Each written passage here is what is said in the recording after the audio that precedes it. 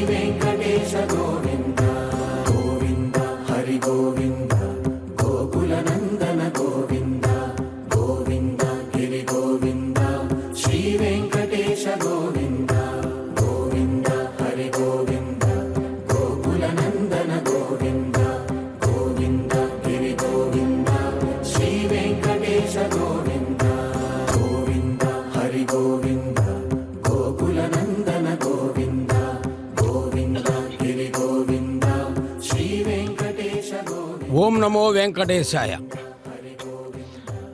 ఆయురారోగ్య సంతాన భోగభాగ్య ప్రదాయ చ ఆయురారోగ్య సంతాన భోగభాగ్య ప్రదాయ చ ప్రపన్నానాం ప్రసన్నాయ వెంకటేశాయ మంగళం. అప్పలాయగుంట పుణ్యక్షేత్రంలో బ్రహ్మోత్సవ సంరంభంలో స్వామివారు భక్తులను అనుగ్రహించేటటువంటి ప్రసన్నవదనుడై సుప్రసన్నుడై అందుకుంటున్నాడు నీరాజనం. నమస్కారం చేద్దాం, స్వామి అనుగ్రహానికి పాత్రులమవుదాం. ఆయురారోగ్య సంతాన భోగభాగ్య ప్రదాయ చ ఆయురారోగ్య సంతాన భోగభాగ్య ప్రదాయ చ ప్రపన్నానాం ప్రసన్నాయ వెంకటేశాయ మంగళం. ఆశ్రయించినటువంటి భక్తులకు అడగకుండానే ఆయురారోగ్య సంతాన భోగభాగ్యములను ప్రసాదించేటటువంటి ఓ ప్రసన్న వెంకటేశ్వర, అప్పలాయగుంట పుణ్యక్షేత్రంలో వేయించేసి అందరికీ కూడా అనుగ్రహాన్ని ఇచ్చేటటువంటి నీవు ఈ బ్రహ్మోత్సవాలలో చివరి వాహనంగా అశ్వవాహనంపై వేంచేసి గజపుష్పమాల శోభితుడివై ఆనంద కర్పూర నీరాజనను అందుకుంటూ ఛత్ర చామరములు సకల రాజోపచారముల మధ్య మాకు దర్శనమిస్తున్నటువంటి మహానుభావ, నీకిదే మా నమస్కారము అంటూ సుదూర ప్రాంతంలో ఉండి ఈ బ్రహ్మోత్సవాలను వీక్షిస్తున్నటువంటి భక్తులు ఆనంద హృదయులై ఆనందప్రదమైనటువంటి దర్శన భాగ్యాన్ని పొందుతున్న శుభవేళ కోలాటములతో ఆటలతో పాటలతో వాహనం ముందు భక్తులు ఆధ్యాత్మిక భావనను తెలియపరుస్తూ ఉండగా తిరుమల తిరుపతి దేవస్థానం చేపట్టినటువంటి అనేక ఆధ్యాత్మిక ధార్మిక కార్యక్రమాల్లో మరుగున పడుతున్నటువంటి భారతీయ సంస్కృతిని ఈ విధంగా కోలాటముల రూపంలో భజనల రూపంలో చక్కగా నిర్వహింపజేయటం, ఇది మనం వీక్షించే భాగ్యం కలగటం, ఇది విశేషంగా మనం భావిస్తూ ఈ అశ్వవాహన సేవను వీక్షిస్తున్నాం. దూకు గుర్రమునెక్కి దుష్టుల నదల్తరాద కేశవావో కలిక్యావతారా. దూకు గుర్రమునెక్కి దుష్టుల నదల్తరాద కేశవావో కలిక్యావతారా అన్నట్టుగా మత్స్యకూర్మ వరాహశ్చ నారసింహశ్చ వామన రామో రామశ్చ రామశ్చ కృష్ణ కల్కి తదైవచ అనేటటువంటి దశావతారాల్లో చివరిగా చెప్పబడేది విశేషమైనటువంటి అవతారం. వాహనాల్లో చివరిది అశ్వం. ఎందుకంటే నీవు తురగము మీద టీవీ మెరయా అంటాడు సంకీర్తనలో. ఈ అశ్వానికి ఒక ప్రత్యేకత ఉన్నది. రథ గజ తురగ పదాతీయుతములనేటటువంటి చతురంగ బల సైన్యములో తురగము అంటే అశ్వానికి ప్రత్యేకత. అశ్వదళము అంటే గుర్రము ఎంత వేగంగా పరిగెత్తగలుగుతుందో అంత వేగంగా పరిగెత్తించగలిగినటువంటి సమర్థవంతమైనటువంటి వ్యక్తి కూడా ఉండాలి. ఆ విధంగా అలాంటి భావన కలిగేట్టుగా స్వామివారు అశ్వవాహనం మీద వేయించేసి అప్పలాయగుంట పుణ్యక్షేత్రంలో బ్రహ్మోత్సవాలలో ఈ రాత్రి, అందున విశేషించి శనివారం రోజు రాత్రి మనకు దర్శనమిస్తూ ఉన్నారు. పెద్ద శేషుని పైన భక్తిభావన పెంపొందింపజేసి చిన్న శేషుని పైన మోక్షమార్గ ప్రదాయకుడిగా విరాజిల్లుతూ హంసవాహనంపై జ్ఞానప్రదాయనిగా జ్ఞానాన్ని అనుగ్రహిస్తూ సింహవాహనంపై టీవీగా నారసింహావతార వైశిష్యంలో వెలుగొంది, కల్పవృక్ష వాహనంపై కోరిన కోరికలు తీర్చేటటువంటి విధానంతో విరాజిల్లుతూ సర్వభూపాల వాహనంపై సర్వం సహా చక్రవర్తి నేనే అని తెలియబరుస్తూ మోహిని అవతార వైశిష్యంలో భక్త సమ్మోహితులుగా భక్తులందరినీ చేసినటువంటి స్వామి గరుడ వాహనంపై తనదైనటువంటి విధానంతో కంటిమి నేడిత గరుడాచలపతి అన్నట్టుగా విశేషమైనటువంటి అలంకార భూయిష్టమైనటువంటి విధానాన్ని ప్రదర్శిస్తూ హనుమద్వాహనంపై త్రేతాయుగం నాటి రామచంద్రుని ఒక్కసారి గుర్తు చేస్తూ గజవాహనంపై ఆధ్యాత్మిక భావన పెంపొందింపజేస్తూ సూర్యప్రభ వాహనంపై ఇక్ష్వాకు వంశ ప్రభువు అన్నట్లుగా విశేషమైనటువంటి ఆరోగ్యాన్ని ఇచ్చేటటువంటి ఆరోగ్య ప్రదాతగా వెలుగొంది. చంద్రప్రభ వాహనంపై చంద్రమా మనసో జాత అని మానసిక ప్రశాంతత కలిగించేటటువంటి విధానాన్ని పెంపొందింపజేసి రథముపై వేంచేసి భక్తుల యొక్క మనోరథాలని నెరవేరుస్తూ విశేషంగా స్వామివారు అందరినీ కూడా అనుగ్రహించి తదుపరి అశ్వవాహనంపై ఈ రాత్రి మనందరికీ దర్శనమిస్తూ ఉన్నారు. అటువంటి స్వామిని ఒక్కసారి వేడుకుంటూ నీవు తురగము పైన టీవీ మెరయా అని భక్తిగా వేడుకుంటాం.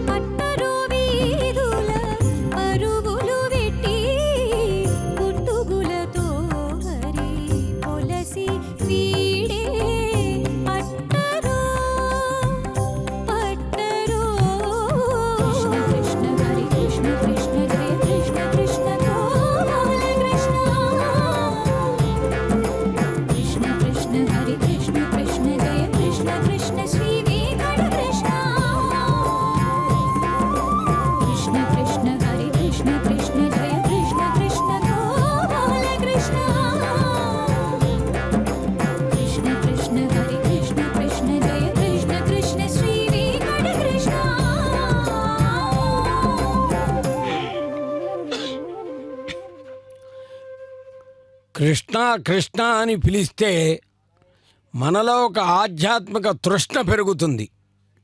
కృష్ణ తత్వంలో ఉండేటటువంటి మాధుర్యం ఎంత గొప్పదో ఈ సంకీర్తనలో విన్నాం. భగవంతుణ్ణి వేడుకోవటం చాలా గొప్ప అనుభూతి. భగవంతుణ్ణి చేరుకోవాలనుకోవటం కూడా గొప్ప అనుభూతే. ఆయన్ని మనం చూస్తున్నాం అనుకునే దానికన్నా ఆయన మన చూసేటటువంటి భాగ్యాన్ని ప్రసాదించమని వేడుకోవటం అది నిజమైనటువంటి విధానం. అందుచేత ఈ అశ్వవాహనం మీద వేయించేసి ఇక్కడ ఒక ఆధ్యాత్మిక ప్రవృత్తిని కూడా మనం చెప్పుకోవచ్చు. బ్రహ్మోత్సవాల్లో మనం మధ్య మధ్యలో కూడా చూసాం. అశ్వం యొక్క ముఖముతో ఉన్నటువంటి మహానుభావుడు హయగ్రీవుడు అంటారు, హయవదనుడు అంటారు. జ్ఞానానందమయం దేవన్ నిర్మల స్ఫటికాకృతిం ఆధారం సర్వ విద్యానాం హయగ్రీవముపాస్మహే అని. అటువంటి హయవదనుడికి అదేవిధంగా ఈ అశ్వానికి ఎంతో ప్రత్యేకత ఉంది. ఇది మానవ జీవన గమనంతో ముడిపడి ఉన్నది అశ్వం అనేటటువంటిది. రాజులు బాహ్యాళికి వెళ్ళినా వేటకు వెళ్ళినా అశ్వాన్ని అధిరోహించి వెళ్ళటం అనేటటువంటిది పరిపాటిగా ఆనాటి కాలంలో ఉన్నది. అదేవిధంగా ఒక ప్రాంతం నుంచి మరొక ప్రాంతానికి సమాచారం చేరవేయటంలో కూడా అలనాడు అశ్వములు ప్రధానమైనటువంటి భూమికను పోషించినాయని చెప్పుకుంటారు. వెంకటేశ్వర స్వామి వారికి పద్మావతీదేవికి జరిగినటువంటి వివాహ వ్యవస్థలో కూడా అశ్వానికి ఒక ప్రత్యేకత ఉన్నది. అందుచేత అశ్వవాహనానికి ఉన్నటువంటి ప్రత్యేకత మిగిలిన వాహనాలతో విలక్షణంగా చూచినప్పుడు వెంకటేశ్వర స్వామికి అశ్వానికి దగ్గర బాంధవ్యం ఈ విధంగా ఉన్నది. ఎందుకంటే పద్మావతి శ్రీనివాసుల మొదటి చూపులో ఆ చూపులు కలిసినటువంటి తొలి చూపులో అశ్వము ప్రధానమైనటువంటి భూమికను పోషించడం చెప్పుకోదగినటువంటిదిగా పురాణ ప్రాశస్యం. అంత మాత్రమే కాకుండా అశ్వము చాలా వేగవంతమైనది, కానీ ఇక్కడ మాత్రం చాలా మెల్లిగా కదులుతుంది అశ్వం. కారణం ఏంటంటే భక్తులందరికీ కూడా దర్శనానుగ్రహాన్ని ఇవ్వాలి అని. మరి ఈ ప్రసన్న వెంకటేశ్వర స్వామి అప్పలాయగుంటలో వేంచేసి వాహన సేవలను చక్కగా నిర్వర్తించుకుంటుంటే దేవదేవుడు కదా స్వామి, మరి ఎంతమంది ఆ దివి నుండి భూకి దిగి వచ్చారో ఒక్కసారి మనం తలుచుకుంటే దేవ గంధర్వ యక్ష కిన్నెర కింపురుష సిద్ధ సాధ్య గరుడ నాగ సప్త ఋషులు మహామునులు ఇత్యాదులు అందరూ కూడా ఇక్కడికి తరలివచ్చారు. ఈ వృక్షముల రూపంలో ఉన్నారు, ఇక్కడుండేటటువంటి భక్తుల రూపంలో ఉన్నారు. భగవంతుడు ఎప్పుడు ఎలా ఎవరికి దర్శనమిస్తాడో అలా అనుభూతి పొందినటువంటి వాళ్ళు మాత్రమే చెప్పగలుగుతారు. అలాగే ప్రసన్న వెంకటేశ్వర స్వామి యొక్క కటాక్షాన్ని పొందినటువంటి దేవతలు, బ్రహ్మాది దేవతలు, ఇంద్రాది దిక్పాలకులు, అదేవిధంగా అనంతగరుడ విశ్వక్సేనాది నిత్యసూరులు, మరి వశిష్ఠ ఇత్యాదిగా కలిగినటువంటి మహామునులు, సప్త ఋషులు అందరూ కూడా ఈ స్వామి యొక్క అనుగ్రహానికి పాత్రులవుతూ, ఎందుకంటే ఇక్కడ వైఖాన సాగమ శాస్త్ర ప్రకారంగా మొదటి రోజున ధ్వజారోహణ చేసినప్పుడు గరుడ పటాన్ని ధ్వజస్తంభంపై ఏర్పాటు చేసినప్పుడు ఈ 9 రోజులు గరుడు చేసే పని ఏంటంటే దేవతల్ని దిక్పాలకుల్ని యక్ష గంధర్వ కిన్నర కింపురుషులందరినీ కూడా ఆహ్వానిస్తాడు ఈ 9 రోజులు ఇక్కడికి రమ్మని. ఈ 9 రోజులు అందరూ ఇక్కడే ఉంటారు. ఈ బ్రహ్మోత్సవాల్లో బ్రహ్మగారు ప్రధానంగా ముందుండి నడిపించేటటువంటి ఉత్సవాలు బ్రహ్మోత్సవాలు. కాబట్టి ఎవరి బ్రహ్మగారు సాక్షాత్తు స్వామివారి యొక్క నాభి కమలము నుండి ఆవిర్భవించాడు బ్రహ్మ. అందుకనే నీవే బ్రహ్మను గన్న తండ్రివి. ఇప్పుడు అశ్వవాహనం మీద మాకు ఛత్ర చామరములతో దర్శనమిస్తున్నావు, కానీ స్వామి నీవే బ్రహ్మను గన్న తండ్రివి, మహానిర్వాణ సద్ధాతవున్, నీవే వేదాత్మవు, సర్వతోముఖుడవున్. ఋగ్యజుస్సామ ధర్మణ వేదాలన్నీ కూడా నీలో నిండి ఉన్నాయి. వాటిని కాపాడింది కూడా నీవే. అందుకనే వాహనంతో వేదాలు కూడా వేద పండితులు వేదాన్ని పఠిస్తూ ఉంటారు. అందులో స్వామివారి సామగాన ప్రియుడై విరాజిల్లడం కూడా చెప్పుకోదగిన విశేషం. అటువంటి బ్రహ్మోత్సవాల్లో, ఇటువంటి వైభవంలో స్వామివారు అశ్వాన్ని అధిరోహించి అశ్వవాహనారూఢుడై భక్తులకు దర్శనమిస్తున్నాడు. ఆయన అధివసించిందేమో అశ్వాన్ని, అలంకరించిందేమో గజ పుష్పమాలను. చాలా విశేషం. అశ్వమేమో వేగంగా నడుస్తుంది, గజమేమో మెల్లిగా నడుస్తుంది. గజమనగా ఏనుగు. అక్కడ గజరాజు, ఇక్కడ అశ్వరాజు. అయినా రెండు కూడా ఒక వైశిష్యంలో స్వామివారి సేవలో పాల్గొనే భాగ్యం ఉన్నవాటివి కాబట్టి అలాంటి గజపుష్పమాలతో స్వామివారు అశ్వవాహనంపై మెల్లమెల్లగా ముందు కదులుతూ ఉంటే వీక్షించేందుకు 2 నేత్రములు సరిపోతాయా? త్యాగరాజస్వామి వారు చెప్పారు, వెంకటేశ్వర నేను దర్శింప 10,000 కన్నులు కావల కదా అని. ఎంతటి భాగ్యం మహానుభావ నీ దర్శన భాగ్యము అని. మరికొన్ని విశేషాలను తెలుసుకోబోయే ముందుగా ఒక చక్కటి సంకీర్తన వినే ప్రయత్నం చేద్దాం. సంకీర్తన విన్నప్పుడు శ్రవణానంద భరితమైనటువంటి ఆనందం కలుగుతుంది. ఆనందం అనేక రకాలు. మానసిక ఆనందము, శ్రవణానందము, అదేవిధంగా ఆలోచించడం వల్ల కలిగేటటువంటి ఆనందము, ఆధ్యాత్మిక ఆనందము, ఇవన్నీ కూడా మనలో నిండారి మెండారి ఉంటాయి. అలాంటి ఆనందాన్ని కలిగిస్తూ మనందరికీ సుప్రసన్నుడయ్యేటటువంటి ప్రసన్న వెంకటేశ్వర స్వామి వారి యొక్క బ్రహ్మోత్సవాలు అప్పలాయగుంటలో విశేషంగా నిర్వహించబడుతున్నాయి. తిరుమల తిరుపతి దేవస్థానము ఈ ఆలయం యొక్క పరిరక్షణ సంరక్షణ చేపట్టిన నాటి నుండి విశేషంగా బ్రహ్మోత్సవాలు చక్కగా నిర్వహించబడుతూ ఉన్నాయి. అంటే ఒక మాటలో చెప్పుకోవాలంటే 23/9/1988 నుంచి తిరుమల తిరుపతి దేవస్థానం చేపట్టిన నాటి నుండి చక్కగా బ్రహ్మోత్సవాలు నిర్వహించబడుతూ ఉన్నాయి. వీటన్నింటినీ కూడా మరి సుదూర ప్రాంతంలో ఉన్నవారు అప్పలాయగుంటకు రాలేని సందర్భం ఉన్నప్పుడు స్వామివారే శ్రీ వెంకటేశ్వర భక్తి ఛానల్ ప్రత్యక్ష ప్రసార రూపంలో మన ఇంటికి వేయించేశారు. మన ముందు స్వామివారు అలా నిలబడి అనుగ్రహ వర్షాన్ని మనపైన, అనుగ్రహ కటాక్షాన్ని మనకు ప్రసరింపజేస్తున్నారు. అటువంటి స్వామిని మరొక్కసారి దర్శిద్దాం. ఎన్నిసార్లు దర్శించినా తనివి తీరనటువంటి రూపం స్వామివారిది. అటువంటి స్వామివారిని మనస్సులో ధ్యానిద్దాం, చేతులతో నమస్కరిద్దాం, నేత్రములతో తిలకిద్దాం, స్వామి వైభవాన్ని విందాం.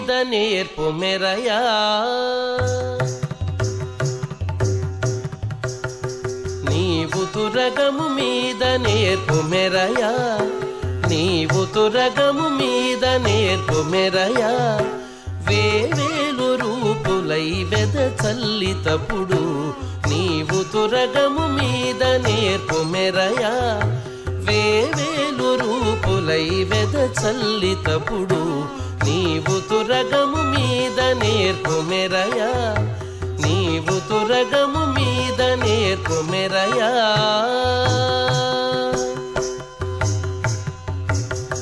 పదిలముగ నిరువంక పసిడి పింజలయంప పొదల తరకసములొరపులు నెరపగా,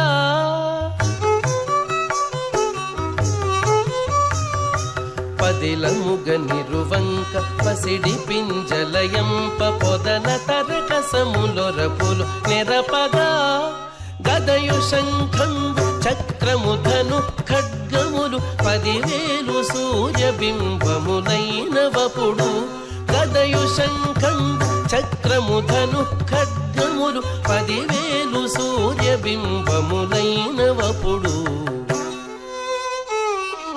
నీవు తురగము మీద నేర్పు మెరయా, నీవు తురగము మీద నేర్పు మెరయా, వేవేలు రూపులై వెద చల్లితప్పుడు నీవు తురగము మీద నేర్పు మెరయా, నీవు తురగము మీద నేర్పు మెరయా.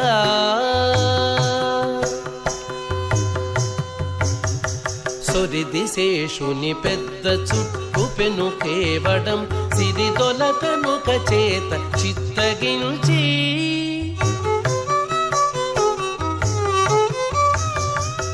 సురిదిశేషుని పెద్ద చుట్టు పెను కేవడం సిరిదొలకనుక చేత చిత్తగించి దురమునకు తొడవైన ధూమకేతువు చేత ఇరవైన బల్లెమై ఏచెనందపుడు దురమునకు తొడవైన ధూమకేతువు చేత ఇరవైన బల్లెమై ఏచెనందపుడు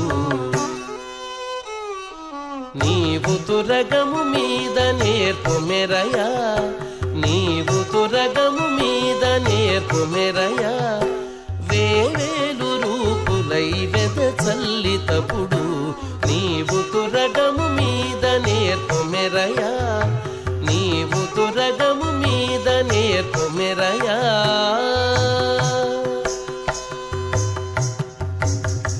కరక జడతో రమాకాంత జయలక్ష్మియై తొరలి కౌగిట నిన్ను తొడికి పట్టి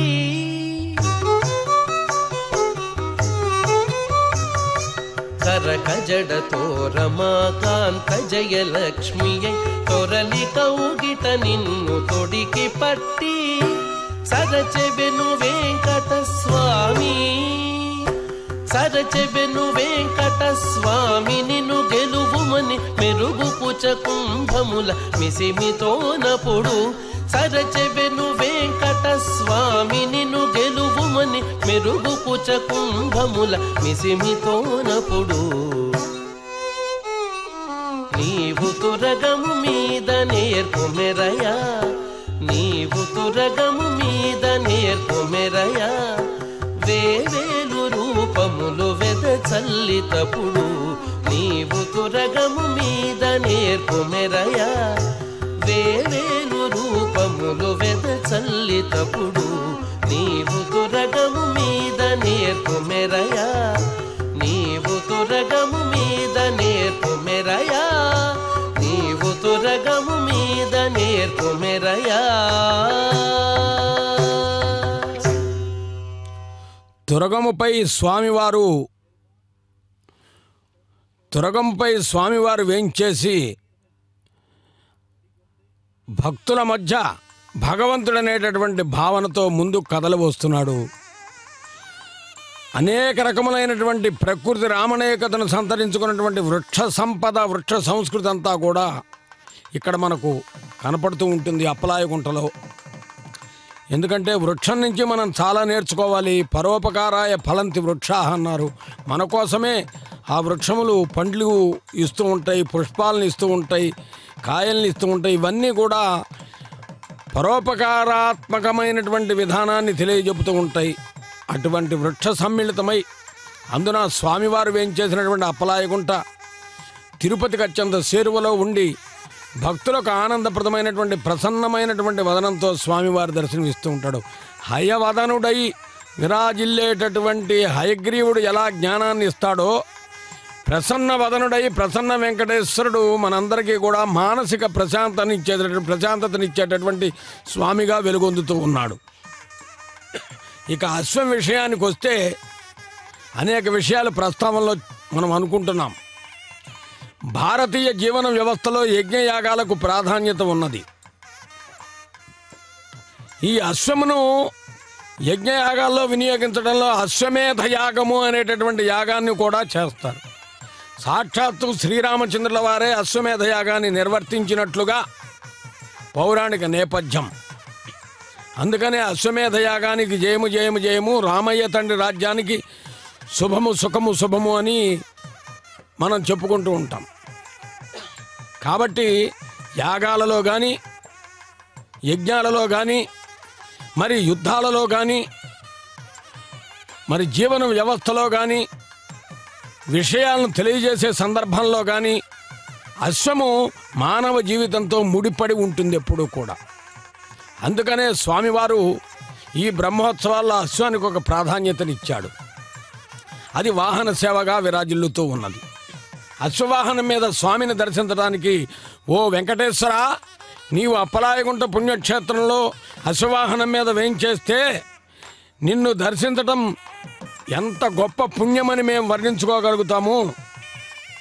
మరి ఆదిశేషుడు కానీ, గరుత్మంతుడు కానీ, మరి ఇత్యాదులు అందరూ దేవేంద్రుడు కానీ బ్రహ్మ కానీ నీ యొక్క వైభవాన్ని వీక్షించి ఈ సందర్భంలో అదృశ్య రూపంలో ఉండి తిలకించి ఆనందిస్తున్నారే. నీకు చెయ్యగా ఉండే భాగ్యాన్ని పొందినటువంటి ఆదిశేషుడు ఎంతటి అదృష్టం చేసుకున్నాడో. 1000 కన్నులు కలిగినటువంటి ఆదిశేషుడు,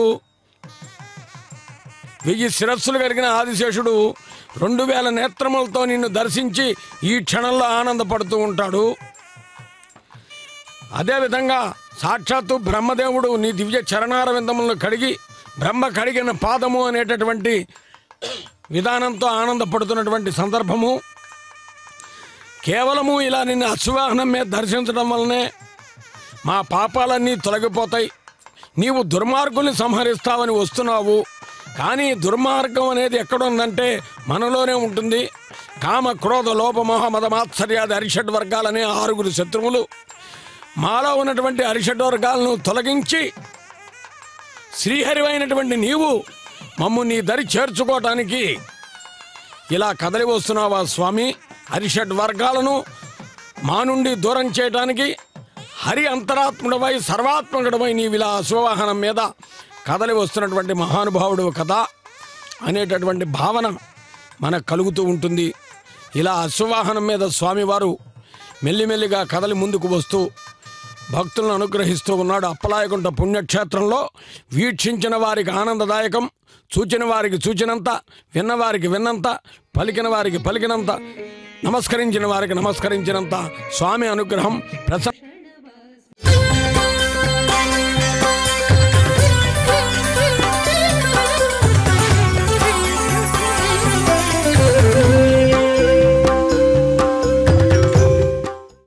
అప్పలాయగుంట క్షేత్రంలో వెలిసిన శ్రీ ప్రసన్న వెంకటేశ్వర స్వామి వారి బ్రహ్మోత్సవాల్లో భాగంగా అశ్వవాహనంపై తిరువీధులలో ఊరేగిన శ్రీ స్వామివారిని దర్శించుకున్నారు కదా. శ్రీ ప్రసన్న వెంకటేశ్వర స్వామివారి కరుణాకటాక్ష వీక్షణాలు మనందరిపై మెండుగా ఉండాలని కోరుకుంటూ ఓం నమో వెంకటేశాయ.